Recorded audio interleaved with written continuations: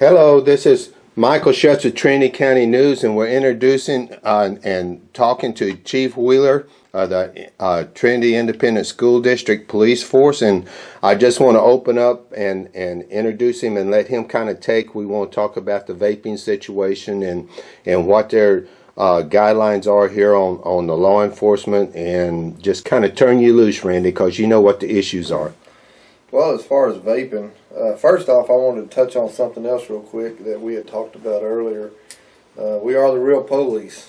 we're 100%. We have all the arrest authorities, or all the same authorities, that same rights, everything as every other officer in this county or in the state of Texas. We do, some people think that we're security here. We're not security. We are. Our main goal is safety and security of the school and the students, staff, all that stuff. But we are still the police, and that's what our job is here. When we're not the disciplinaries. There's some confusion. We're coming up on our first year anniversary as far as November when we got our T-code number, but when we became official. And so everybody's kind of getting used to what our role is here. There's a little confusion here and there that we're not disciplinaries at all. We don't handle any disciplinary action at school. That's not our job. That's for school administrators. Our stuff is law enforcement. So to get on to the vaping, that'd be the school bell. To get on to the vaping, we've had a lot of issues with that over this past year. We really started looking at it hard this year, especially since September 1st. The law went into effect that you have to be 21 to possess or use or anything like that. Now, on school property, you can't do it anyway. So we've had, just in the last couple of weeks, well, I just say in one day, we had 8 vapes that we confiscated.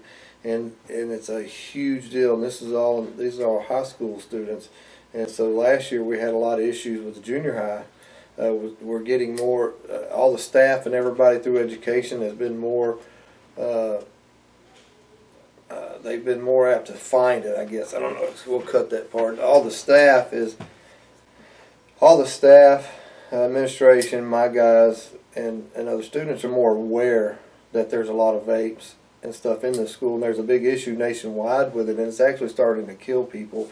Not only because it's against the law that we're looking at it, but we're just looking at it because it's not safe for the kids, and it's a bigger issue than what everybody thinks it is. We've been able to get through anonymous tips and things like that. We've been able to get attack it a little bit. We still need the students' help. We need parents' help. Some parents that I've talked to, they allow their kids to do this at home, but we're not going to allow them to do it at school. And so we're attacking that aggressively this year, and we're also putting together, I'm going to help a couple of the teachers in the health class, things like that. We're going to put together about an hour program over this stuff to kind of educate them a little bit more, hopefully that they'll understand it and not want to do it. Some of the kids that we've talked to said that they're already addicted to it, and they've been doing it a year, and it's bad. I've talked to a couple of the coaches that they know that some of those types of people are using it and that are in sports, and they've noticed a difference in the way they perform. So it's not a good thing. What else you want to talk about? Now, in reference, I know in 2012, 2013, state law was handed down that citations couldn't be issued to any student for a Class C offense that happens on school property other than traffic. Traffic things or offenses you can write a citation for. For all the other Class C stuff, we have to do what's called a referral. So say for the vapes, for instance, they have a vape. My officers write up an incident report. Bell's probably pretty loud. My officers write up an incident report. We do what's called a referral. We have certain paperwork that we use. That the report and our referral paperwork go over, and the student would be sign a piece of paper, that says intent to file or intent to charge, and they will know that there is an intent. Then my officer explains to them that they're going to be referred to the city municipal court, which is hold up, we got a student coming in. You know, you asked about. Well, I'll just explain. Say, for instance, for our Class C citations, we don't, since 2012 or 13, state law says that, you know, officers can't write a citation to a student for a Class C offense other than traffic that happens on school property. And so what we do is called referral paperwork. So an example would be somebody that's in possession of a vape. If we weren't involved, or if the law enforcement wasn't involved, the school does their own punishment for the vapes anyway, and they go by what's called a matrix system, so they keep it fair across the board. We come in, but it says to refer them to law enforcement, so that's why we're called in, the matrix. That's the way we keep it fair. We're called in, and so we deal with it with a referral. We fill out our paperwork, send it to the city municipal court, and that's the student is also signing a piece of paper that it says intent to file, so they know that it's coming down. So if there may be a parent or something that is not aware that maybe their 16-year-old might have had a referral, we're letting the student know. We're not required to let the parents know.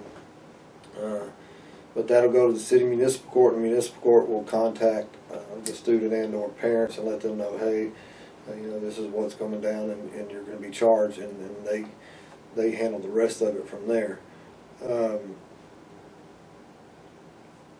Yeah. Is this private information? Is it posted somewhere, or where parents can keep track of their child? No, it's not posted. I mean, it's because they're mostly all juveniles. If they were adults, it might be a little different, but we don't post any of that information because they are juveniles.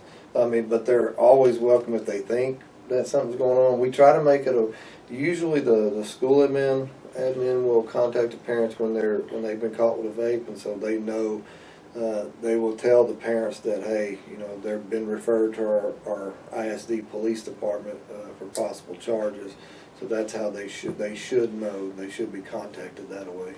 Okay, what about parents getting a hold of you? How do they get a hold of you if they got something they need to report to you or talk to you about? Well, they call the school, 936-594-3560. My extension is 4013. They can call me anytime during the day and ask me anything. We can meet. They can come in or meet with me or whatever. It's a real police department. We have, as you've seen, we have our own department here in the high school. Everything that we do is we're the real police. Evidence room. We got our, you know, just like any other PD, except for we don't have a jail. Okay. I'm stopping it right.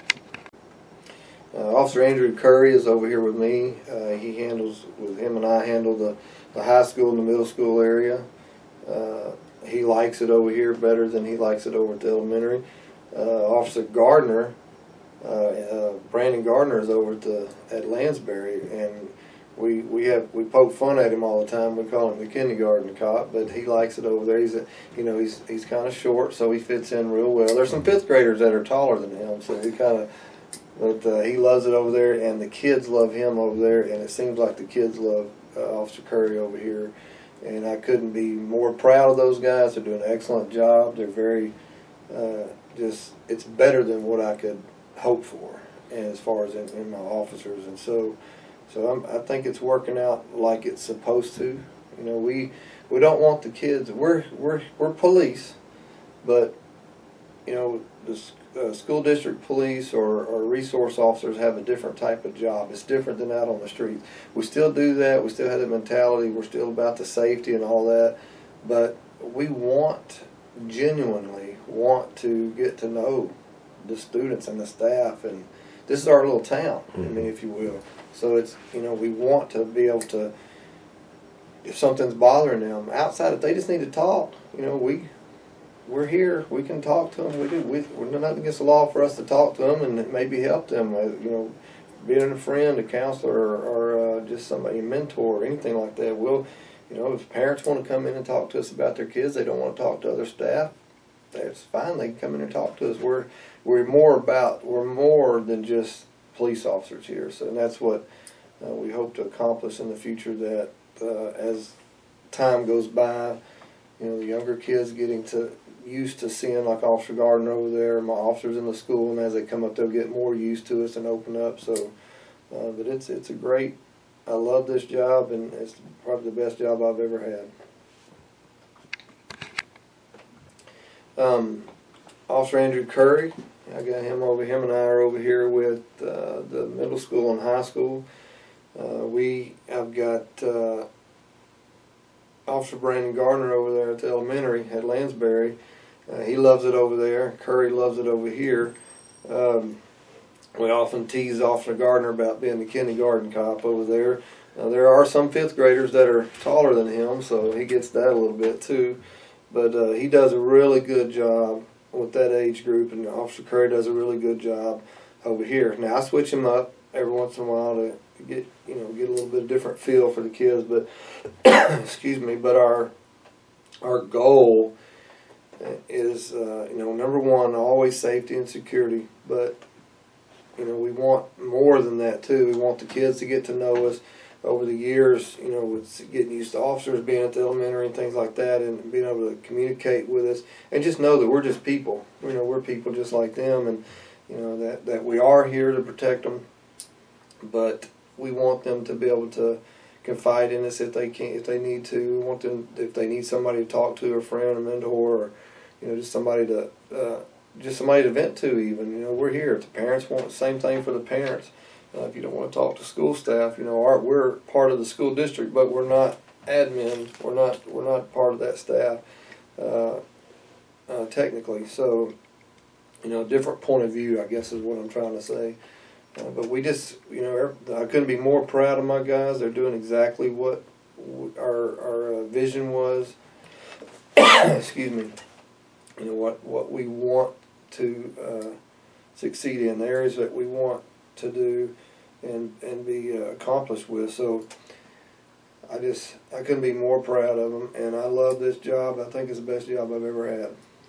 Well, I've interacted with both of them because I'm in both schools, and I know that elementary Gardner, I believe his name is, he's always out there with the kids, and he's opening the door. There was a couple of times I saw him out helping unload kids when teachers are so busy they couldn't be out there, and those kids know him and love him. You'll catch him playing dodgeball because they love to peg him. Oh yeah, and I see him out there high-fiving the kids when they come in, calling them by their names, and out here at the cafeteria I see your other officer that is just involved. The kids know him, and they walk down. It's not like they're avoiding him or anything. They actually high five with him too, and it's a relationship that I see developing between the officers and the students, and I really appreciate that, because that, like you said, it makes them aware that they're there and that they're not against them, they're for them. Yes. And so